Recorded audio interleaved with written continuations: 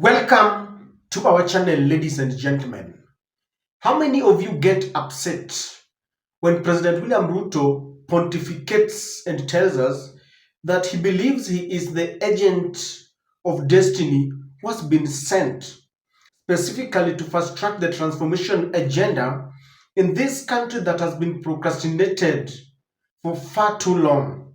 And according to President Ruto, from independence, President Kenyatta, President Moi, President Uhuru Kenyatta, and of course President Kibaki never made hard decisions to transform this country.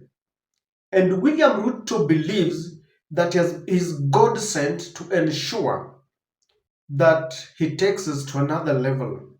Not only that, the president continues to attack his opponents, and he says these people do not have a plan. And according to him, he's the one who has a plan to create jobs, he has a plan for our youths, and he's got a plan for our economy, and even tells us, he's got the audacity to tell us that he's got a good plan for our education system. Hawa watu wengine hawana mpango, musipoteze na we cannot hand over to people hawana mpango. Ati mpango yao Ruto must go. Sasa Ruto must go itakusaidia na nini? Hujui vile vijana wetu watapata kazi, hujui vile kilimo itaendelea, hujui vile watoto watasoma, huna mpango ya ajira ya vijana, you have no plan to do anything. Alafu unataka tu kutupigisha story. Ni mtakubali hii story ya watu ambao hana mpango yoyote? Now, ladies and gentlemen, the reason why I get upset is because while William Ruto is still bragging and blowing his own trumpet about the plan that he has, John Mbadi has revealed to us that the UDA government or the Kenya Kwanza government has got no plan to continue funding the free primary education. Why then don't you come back to Parliament, tell us this money is not possible, tell the parents how they are going to address this issue of shortage, because schools cannot run without 16,000. And by the way, let us not live a lie. If you take all the children in Kenya who are in high school, senior secondary school, if you take all of them and divide with our budget, which we give them, it is less than 22,000 shillings. That is what I'm saying. We don't have the capacity as at now to finance free primary, free secondary. The cost of running examination in this country, just like the cost of running elections in this country, is not tenable. And it is exaggerated. And the Ministry of Education has also acknowledged that, and they are working on it. It was not right to pay school examination for all the children of Kenya. It is not right. You subsidize people who cannot. We need to engage in this conversation. Do we really have the capacity to be paying everything for our children? It baffled me because the president, who now says that they can no longer afford to sustain the free primary and secondary education, number one, is a president who believes he knows everything. Number two, he has continued to brag to us that he is a PhD holder and knows what he should do with this country, no matter what you think. Na mkiona wale wanalalamika ni watu sijui wamesomea wapi. Si mimi niko na PhD. Si mimi naelewa nini inaendelea Kenya. Sasa mimi napata watu wengine wako na elimu kidogo kidogo wanajaribu kunifundisha. Mnanifundisha kazi gani? Ama namna gani jameni? Ladies and gentlemen, kindly subscribe to our channel and click the notification bell. Please like and share this video. I still want to continue reminding you that we are doing a 50 bob challenge for Mama Peter, and especially Peter, who was sent home for school fees, and we pleaded with the administration to allow him take exams. Now, I promised the principal that I would send some money. We are doing well. Currently, we are at 25,000 Kenya shillings, and I believe we can do more. I was supposed to hand over the money today, but some of our subscribers here and supporters have told me to extend this to Monday because they will do something on Monday. So I still want to remind you to help this cause, because please find a place in your heart. You send them something. Ladies and gentlemen, it is very shocking that a government that came to power on a golden platform, a government that said they had a plan. If you remember how William Ruto was campaigning together with the entire UDA government or the Kenya Kwanza government, you'd not believe that today the president is bragging that he has a plan even to create jobs, a plan for education, and just 3 years down the line after ascending to office, they now tell us that they cannot sustain free primary and secondary education. We have always criticized the UDA government. We have always criticized President William Ruto. And some people even call me and they tell me, unalipwa na Gachagua. No one pays us. In fact, I remember very well when Gachagua used to say that this was a government of shareholders. We condemned him. We condemned the verbal attacks on other leaders. And so when something is going wrong, we have to be very neutral and we call it out. For those who continue to tell us that we give William Ruto time, how much more time do you want us to give William Ruto? If you also believe that William Ruto is an agent of destiny that has been sent to help Kenya, what about the news headlines that we wake up to? When you kill our children, when you kill the education system, what exactly do you want and how much time do you want us to give you? Something tells me that William Ruto wants to kill the future generation. He himself has always told us that were it not for education, he would have been a president today.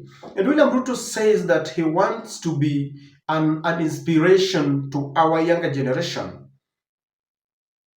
He says he started as an egg vendor and he has risen, by the grace of God, he says, to the level of a president.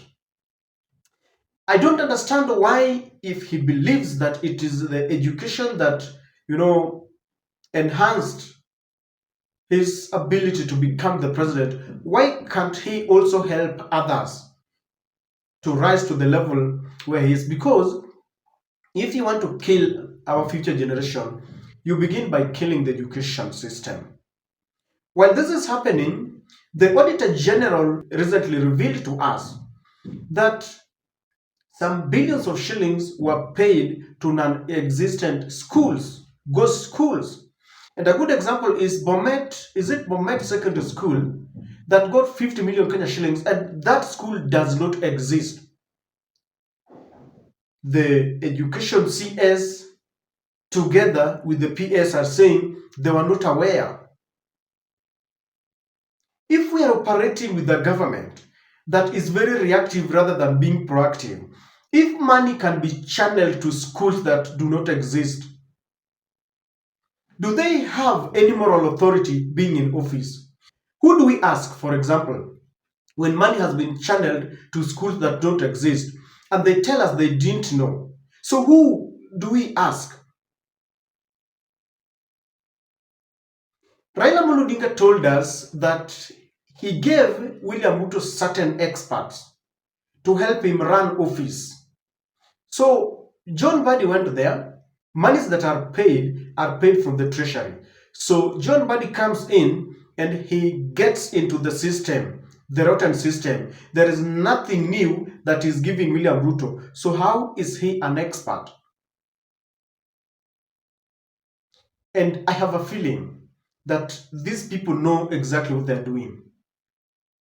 There is a conduit of cartels that are channeled all the way to the highest office, and they're taking our money. And this money is being prepared for elections. Hii ndio pesa tutapewa. Wale ambao wanachukua bribe na wanasema kula tu, hii ndio pesa utapewa.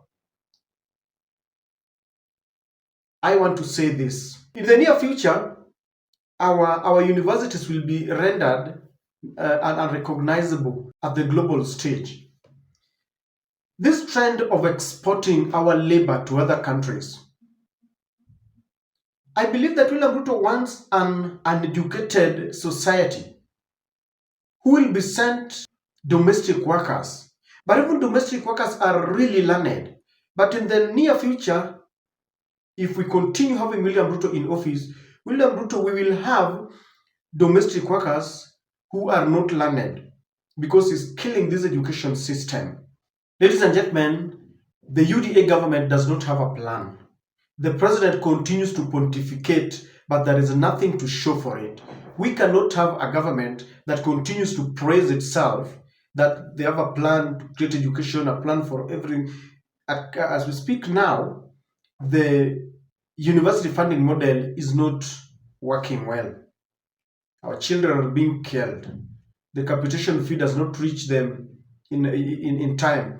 This thing started, crippling, and they were still hiding. Now they have come out and they have accepted, they have admitted, we cannot continue with this. So if you cannot continue this, do you remember this was Kibaki's mega project?